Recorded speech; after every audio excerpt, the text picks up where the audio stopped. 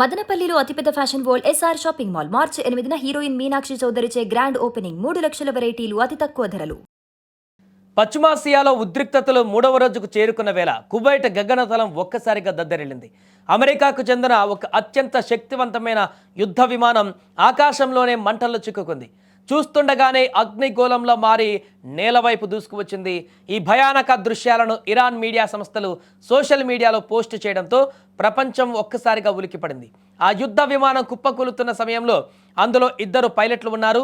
విమానం భూమిని ఢీకొట్టేలోపే వారు ఎజెక్ట్ అయ్యి పారాచూట్ల ద్వారా సురక్షితంగా బయటపడ్డారు. స్థావరం నుంచి వచ్చిందా లేక ఇజ్రాయెల్ పంపిందా అనేటువంటి విషయంలో ఇంకా సస్పెన్స్ కొనసాగుతుంది. ఏదేమైనా కూడా ఈ ఘటనపైన రక్షణ రంగ నిపుణులలో భిన్నాభిప్రాయాలు వ్యక్తమవుతున్నాయి.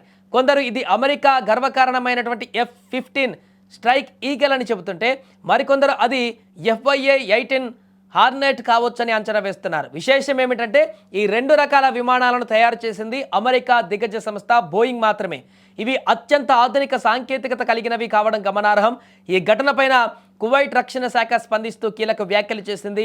తమ దేశంలో కొన్ని యుఎస్ మిలిటరీ విమానాలు కూలిపోయాయని వెంటనే సహాయక చర్యలు చేపట్టి సిబ్బందిని రక్షించామని తెలిపింది. కానీ అసలు ఆ విమానాలు ఎందుకు కూలాయి, వాటిని ఎవరైనా టార్గెట్ చేశారా లేక సాంకేతిక లోపమా అన్న విషయాలను మాత్రం గోప్యంగా ఉంచింది. పశ్చిమాసియాలో పరిస్థితులు నిప్పుల కుంపటిలా మారిన ఈ తరుణంలో అమెరికా యుద్ధ విమానం కూలిపోవడం పెను సంచలనంగా మారింది. దీని వెనుక ఇరాన్ హస్తం ఉందా లేక మరేదైనా కుట్రకోణం ఉందా అనేది తెలియాల్సి ఉంది.